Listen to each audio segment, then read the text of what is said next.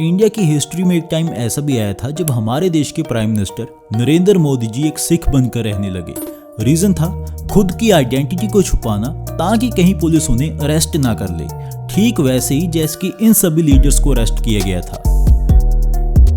Actually 1975 में इंदिरा गांधी जी के द्वारा देश में इमरजेंसी लगा दी गई थी, जिसकी वजह से ये सब कुछ हो रहा था। इमरजेंसी के दौरान लाखों लोगों को अरेस्ट किया गया, बहुत सारे लोग मारे गए, लोगों के फंडामेंटल राइट्स को खत्म कर दिया गया और सिचुएशन इतनी ज्यादा खराब हो चुकी थी कि लोगों को ये डाउट हो रहा था कि क्या हम सच में एक डेमोक्रेटिक देश में रह रहे हैं, क्योंकि उस टाइम जो देश में हो रहा था वो कम्प्लीटली एक डिक्टेटरशिप जैसा माहौल था। लेकिन वो क्या रीजंस थे जिसकी वजह से इंदिरा गांधी जी के द्वारा देश में इमरजेंसी लगाई गई थी, इसी के बारे में जानेंगे आज अपनी इस वीडियो में। तो चलिए शुरू करते हैं।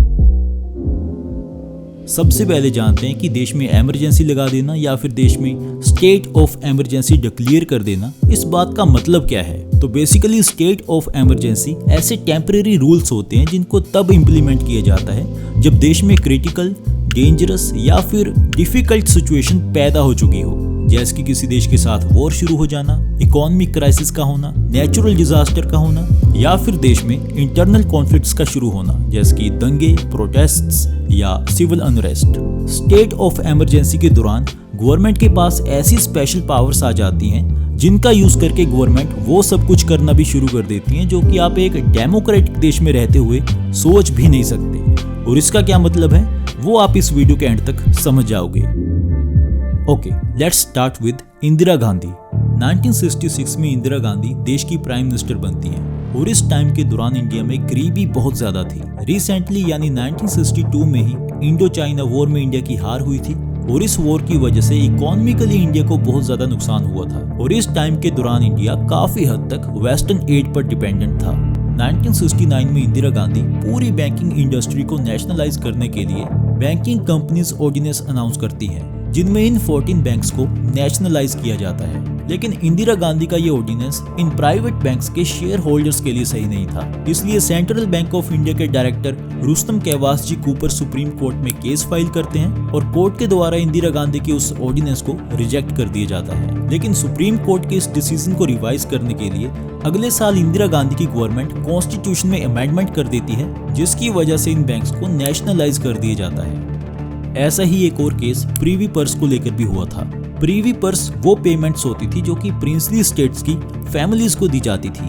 1947 में जब गवर्नमेंट ने सभी प्रिंसली स्टेट्स को यूनाइट किया था तब ये कंडीशन रखी गई थी कि आने वाले टाइम में उनकी फैमिलीज को इंडियन गवर्नमेंट की तरफ से कुछ अमाउंट की पेमेंट्स की जाया करेंगी। लेकिन इंदिरा गांधी प्रीवी पर्स को बंद करने के लिए 1970s में लोकसभा में एक बिल लेकर आई, जिसको लोकसभा में तो पास कर दिया गया लेकिन राज्यसभा में पास नहीं किया गया। पर तब इस बिल को प्रेसिडेंट वीवी गिरी के द्वारा एक ऑर्डिनेंस के थ्रू पास किया गया था और जब ऐसा हुआ तो प्रिंसली स्टेट्स के जो राजा थे उन्होंने सुप्रीम कोर्ट में केस फाइल कर दिया और सुप्रीम कोर्ट ने वीवी गिरी के उस ऑर्डिनेंस को रिजेक्ट कर दिया। इसके बाद इंदिरा गांधी कॉन्स्टिट्यूशन में अमेंडमेंट कर देती हैं और एक बार फिर से सुप्रीम कोर्ट का जो डिसीजन था प्रीवी पर्स को कंटिन्यू रखने का, उसको रिवाइज कर दिया जाता है।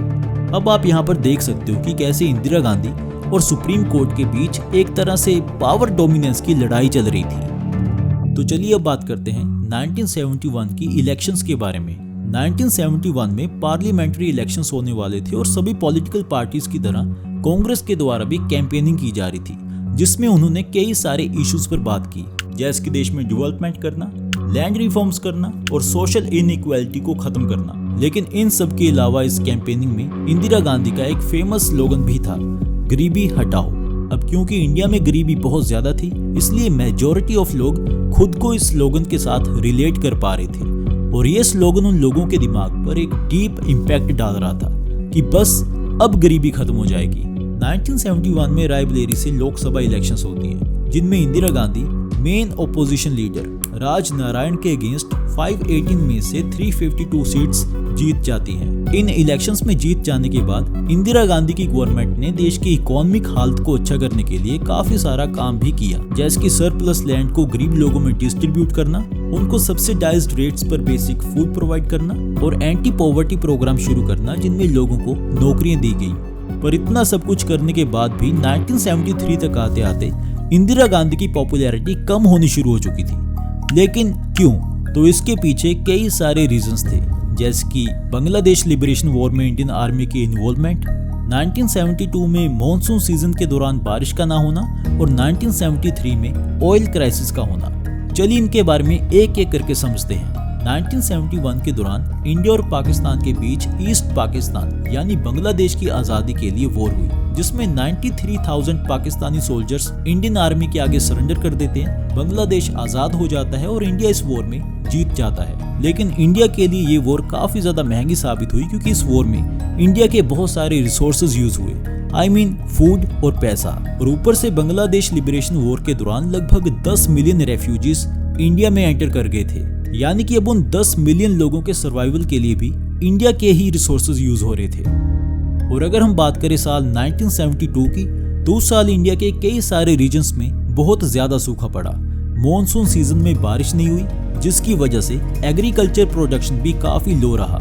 इसके अलावा 1973 में दुनिया भर में आज तक का बिगेस्ट ऑयल क्राइसिस आया, जिसकी वजह से क्रूड ऑयल के प्राइसेस 1974 तक 300% बढ़ गए थे। इंडिया उस टाइम अपना 50% क्रूड ऑयल ओपेक से इंपोर्ट करता था और अब इंडिया को काफी हाई प्राइसेस पर ऑयल इंपोर्ट करना पड़ रहा था। तो ये सभी फैक्टर्स एक साथ मिलकर एक सीरियस प्रॉब्लम को जन्म दे चुके थे, और वो प्रॉब्लम थी हाई इन्फ्लेशन, जो कि आप इस ग्राफ में देख सकते हो। और इसी वजह से 1973 तक आते आते इंदिरा गांधी की पॉपुलैरिटी लगातार कम होनी शुरू हो चुकी थी और गवर्नमेंट में करप्शन भी काफी ज्यादा बढ़ चुका था। अब बात करते हैं चिमन भाई पटेल के बारे में, जो कि गुजरात के चीफ मिनिस्टर थे। 1973 में इनका एक बड़ा घोटाला लोगों के सामने आया, और जब लोगों को उस घोटाले के बारे में पता चला तो लोगों ने सड़कों पर प्रोटेस्ट करने शुरू कर दिए और लोग चिमन भाई पटेल के रेजिग्नेशन की डिमांड करने लगे। इसी बीच इन प्रोटेस्ट्स को गाइडेंस देने के लिए नवनिर्माण युवक समिति को बनाया गया, जिसमें बहुत सारे लॉयर, स्टूडेंट्स और प्रोफेसर्स भी मौजूद थे। अब जो ये प्रोटेस्ट गुजरात में चिमन भाई पटेल को हटाने के लिए या फिर इन्फ्लेशन और करप्शन के अगेंस्ट किए जा रहे थे, इनको एक आंदोलन का नाम दिया गया, नवनिर्माण आंदोलन।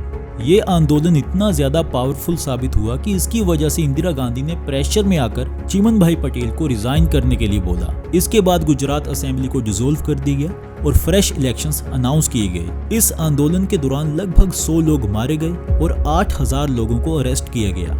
इसी साल यानी 1974 में ही गुजरात के बाद फिर बिहार में भी एक आंदोलन की शुरुआत हुई, जिसको जयप्रकाश नारायण लीड कर रहे थे। इस मूवमेंट के पीछे रीजन था स्टेट गवर्नमेंट में से करप्शन और मिस रूल को खत्म करना। जब जयप्रकाश नारायण बिहार में चल रहे आंदोलन को लीड करने लगे, तब इस आंदोलन को जेपी मूवमेंट के नाम से जाना जाने लगा। इस मूवमेंट में जेपी टोटल रेवोल्यूशन का आइडिया लेकर आए, जिसमें उन्होंने इन 7 इंटरकनेक्टेड रेवोल्यूशंस का आइडिया प्रपोज किया।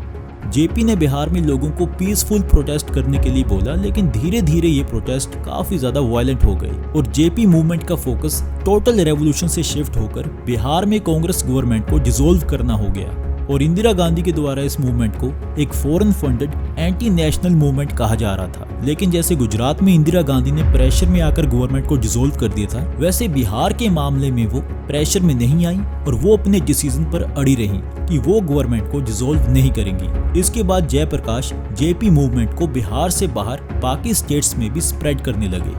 1974 में इंदिरा गांधी और जेपी के बीच एक मीटिंग होती है, जिसमें इंदिरा गांधी उनको ओपन चैलेंज करती हैं कि वो 1976 में आने वाली जनरल इलेक्शंस में उनका मुकाबला करके दिखाएं, और जेपी इस चैलेंज को एक्सेप्ट कर लेते हैं। 1975 तक आते आते जेपी मूवमेंट कूल डाउन होने लगी, क्योंकि अब बात यहाँ तक पहुँच चुकी थी कि कुछ ही महीनों बाद इलेक्शंस होने वाले हैं और जो भी उन इलेक्शंस में जीतेगा वहीं से फैसला हो जाएगा कि कौन सही था और कौन गलत।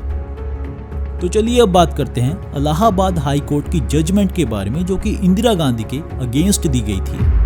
इस वीडियो में मैंने आपको 1971 के लोकसभा इलेक्शंस के बारे में बताया था, जिनमें राज नारायण इंदिरा गांधी के अगेंस्ट खड़े थे और इंदिरा गांधी उन इलेक्शंस में जीत गई थी। लेकिन उन इलेक्शंस के बाद राज नारायण ने 24 अप्रैल 1971 को इंदिरा गांधी के अगेंस्ट एक केस फाइल किया और उन पर ये एलिगेशंस लगाए कि उन्होंने 1971 वाली इलेक्शंस में कैंपेनिंग के लिए गवर्नमेंट ऑफिसर्स जैसे कि आर्म्ड फोर्सेस और लोकल पुलिस का यूज किया था, गवर्नमेंट व्हीकल्स का यूज किया था, लोगों को इन्फ्लुएंस करने के लिए उन्हें कंबल और शराब भी बांटी थी, और साथ ही में इंदिरा गांधी ने इलेक्शन कैंपेनिंग में लिमिट से ज्यादा पैसा खर्च किया था।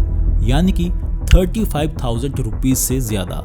इस केस पर इलाहाबाद हाई कोर्ट 12 जून 1975 को अपनी जजमेंट पास करता है, जिसमें इंदिरा गांधी गिल्टी पाई जाती हैं और साथ ही में उनको अगले 6 साल तक किसी भी इलेक्टेड पोजीशन को होल्ड करने पर रोक लगा दी जाती है। और इसका मतलब ये था कि अब इंदिरा गांधी देश की प्राइम मिनिस्टर नहीं रह सकती थी। इसके बाद इंदिरा गांधी इस केस को लेकर सुप्रीम कोर्ट में अपील करती हैं, जहां पर उन्हें थोड़ा रिलीफ दिया जाता है, लेकिन उन पर कई सारी रिस्ट्रिक्शंस लगा दी जाती हैं, जैसे कि वो वोट नहीं कर सकती, अगले 6 साल तक इलेक्शंस में खड़ी नहीं हो सकती, लेकिन वो सुप्रीम कोर्ट की नेक्स्ट हियरिंग तक देश की प्राइम मिनिस्टर बनी रह सकती हैं। सुप्रीम कोर्ट के इस डिसीजन के बाद लोगों ने सड़कों पर प्रोटेस्ट करने शुरू कर दिए, यानी कि जो लोग इंदिरा गांधी को सपोर्ट कर रहे थे उन्होंने भी, और जो नहीं कर रहे थे उन्होंने भी। 25 जून 1975 को दिल्ली के रामलीला ग्राउंड में एक मैसिव पॉलिटिकल रैली रखी जाती है, जिसको जयप्रकाश नारायण लीड कर रहे थे। इस रैली के दौरान जयप्रकाश नारायण ने इंदिरा गांधी के रेजिग्नेशन के लिए पूरे देश में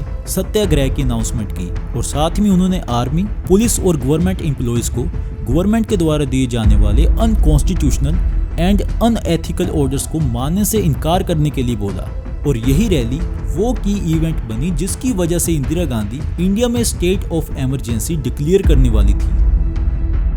25 जून 1975 को देश में चल रही इंटरनल डिस्टरबेंस को कंट्रोल में करने के लिए इंदिरा गांधी प्रेसिडेंट फखरुद्दीन अली अहमद को स्टेट ऑफ इमरजेंसी डिक्लेयर करने के लिए एडवाइस करती हैं और इसी दिन आर्टिकल 352 के अंडर देश में इमरजेंसी लगा दी जाती है। अगले दिन 26 जून को सुबह के time Indira Gandhi all India radio पर स्टेट ऑफ इमरजेंसी की अनाउंसमेंट करती हैं। भाइयों और बहनों, राष्ट्रपति जी ने आपातकाल की घोषणा की है। इससे आतंकित होने का कोई कारण नहीं है। 26 जून को ही most of the opposition leaders जैसे कि अटल बिहारी वाजपेयी, जयप्रकाश नारायण और इन सभी लीडर्स को भी अरेस्ट कर लिया जाता है। इनके अलावा कई सारे जर्नलिस्ट, ट्रेड यूनियन लीडर्स और स्टूडेंट लीडर्स को भी maintenance of internal security act के अंडर अरेस्ट किया गया। कई सारी एक्सट्रीम आइडियोलॉजी वाली ऑर्गेनाइजेशंस जैसे कि RSS, CPI, आनंद मार्ग और जमात इस्लाम को भी बैन कर दिया गया। 1975 में ही maintenance of internal security act and defence of India act में अमेंडमेंट्स की गई, जिसके बाद लोगों के फंडामेंटल राइट्स को खत्म कर दिया गया और लोगों को बिना किसी क्राइम के अरेस्ट किया जाने लगा। इसके अलावा ऐसे कई सारे कॉन्स्टिट्यूशनल अमेंडमेंट पास किए गए जिनके साथ जुडिशरी की पावर को कम किया गया। स्टेट ऑफ इमरजेंसी के दौरान प्रेस पर सेंसरशिप लगा दी गई और इसका मतलब ये था कि अब न्यूज एजेंसीज अपने न्यूज़पेपर में वही खबरें प्रिंट कर सकती थी जो कि गवर्नमेंट चाहती हो। लेकिन इंडियन एक्सप्रेस और स्टेट्समैन ये वो फेमस न्यूज़पेपर थे जिनमें इंदिरा गांधी के द्वारा लगाई गई स्टेट ऑफ इमरजेंसी को बार बार क्रिटिसाइज किया जा रहा था। शाह कमीशन के अकॉर्डिंग इमरजेंसी वाले टाइम पीरियड के दौरान लगभग 1,10,000 लोगों को अरेस्ट किया गया, जिनमें पॉलिटिकल प्रिजनर्स और क्रिमिनल्स शामिल थे। सरप्राइजिंगली बहुत सारे लोग ऐसे भी थे जो कि स्टार्टिंग में स्टेट ऑफ इमरजेंसी को सपोर्ट कर रहे थे, क्योंकि अब काफी टाइम के बाद देश में शांति होने लगी थी और क्रिमिनल्स और प्रोटेस्टर्स को जेलों में डाला जा रहा था। इसके अलावा देश की इकोनॉमिक डेवलपमेंट में भी इम्प्रूवमेंट देखने को मिल रही थी। देश में बिजनेसेस ने एफिशिएंटली काम करना शुरू कर दिया और सभी रेल्स टाइम पर आने लगी। लेकिन ये सारी स्टेबिलिटी और ग्रोथ ज्यादा टाइम तक नहीं चली, क्योंकि मिड 1976 तक आते आते देश में क्राइम रेट फिर से बढ़ने लगा और जो गवर्नमेंट ने वेलफेयर प्रोग्राम्स चलाए थे वो उतना ज्यादा एफिशिएंटली काम नहीं कर रहे थे जिससे गरीब लोगों को खुश किया जा सके। और इसके पीछे मेन रीजन था ब्यूरोक्रेटिक करप्शन। इसलिए देश में आम लोग भी इंदिरा गांधी और उनके द्वारा लगाई गई स्टेट ऑफ इमरजेंसी के अगेंस्ट हो चुके थे। 1976 के सितंबर महीने में देश की बढ़ रही पॉपुलेशन को कंट्रोल में करने के लिए इंदिरा गांधी के बेटे संजय गांधी एक सोल्यूशन लेकर सामने आए और वो सोल्यूशन था मास स्टेरिलाइजेशन प्रोग्राम, यानी कि नसबंदी। इस प्रोग्राम में ह्यूमन राइट्स को इग्नोर करते हुए हजारों लोगों को फोर्सफुली स्टेरिलाइज किया जाने लगा। ऐसी रिपोर्ट्स भी सामने आ रही थी कि पुलिस विलेजेस में जाकर जबरदस्ती वहां से लोगों को उठाकर उनकी नसबंदी करवा रही थी। इस मास स्टेरिलाइजेशन प्रोग्राम में लगभग 2000 लोग नसबंदी के ऑपरेशन के दौरान मारे गए थे और 19 महीनों में लगभग 80 लाख से 1 करोड़ लोगों को स्टेरिलाइज्ड कर दिया गया था। अब आप यहाँ से इमेजिन कर सकते हो कि उस टाइम लोगों के दिमाग में कितना ज्यादा डर पैदा हो चुका होगा और इंदिरा गांधी की गवर्नमेंट की कितनी ज्यादा नेगेटिव इमेज बनी होगी। तो चलिए फाइनली बात करते हैं स्टेट ऑफ इमरजेंसी की एंडिंग के बारे में। इमरजेंसी की वजह से जब सिचुएशन कंट्रोल से बाहर जाने लगी तो 18 जनवरी 1977 को इंदिरा गांधी फ्रेश इलेक्शंस की अनाउंसमेंट करती हैं, जो कि मार्च 1977 में होने वाले थे। और साथ ही में जिन पॉलिटिशियंस को जेलों में बंद किया गया था उनको भी रिलीज कर दिया जाता है। प्रेस पर जो सेंसरशिप लगाई गई थी उसको भी उठा दिया जाता है और 20 जनवरी को लोकसभा को भी डिसॉल्व कर दिया जाता है। इसके बाद मार्च महीने में होने वाली जनरल इलेक्शंस के लिए कई सारी पॉलिटिकल पार्टीज ने मिलकर जनता पार्टी को बनाया। फरवरी महीने में इन्होंने भी इंदिरा गांधी की कांग्रेस को छोड़ दिया और अपनी एक अलग पॉलिटिकल पार्टी को बना लिया जिसका नाम था कांग्रेस फॉर डेमोक्रेसी। आगे जाकर ये सभी पार्टीज भी इंदिरा गांधी की कांग्रेस के खिलाफ लड़ने के लिए जनता पार्टी के साथ खड़ी हो गई। जब मार्च 1977 में लोकसभा इलेक्शंस हुई तो उन इलेक्शंस में जनता अलायंस ने 542 में से 330 सीट्स को हासिल किया और इसी के साथ इंदिरा गांधी की हार हो गई। फाइनली 21 मार्च 1977 को स्टेट ऑफ इमरजेंसी को खत्म कर दिया गया और इंदिरा गांधी के बाद देश के नेक्स्ट प्राइम मिनिस्टर बने Morarji Desai. State of emergency के दौरान इंडिया के लोगों ने बहुत बुरा टाइम फेस किया, लेकिन फिर भी लोग गवर्नमेंट के खिलाफ खड़े रहे और तब तक लड़ते रहे जब तक उन्हें अपने राइट्स नहीं मिल गए। स्टेट ऑफ इमरजेंसी के बाद आने वाली गवर्नमेंट्स को एक और चीज सीखने को मिली कि आप ज्यादा टाइम तक फोर्सफुली लोगों से कुछ भी नहीं करवा सकते हो। आपको लोगों की बात को सुनना ही पड़ेगा, अदरवाइज आपकी गवर्नमेंट बदल दी जाएगी। तो आज के लिए बस इतना ही। अगर आपको ये वीडियो अच्छी लगी हो तो इसको लाइक करें, शेयर करें, कमेंट करें और अपने इस चैनल को सब्सक्राइब करना ना भूलें। Thanks for watching.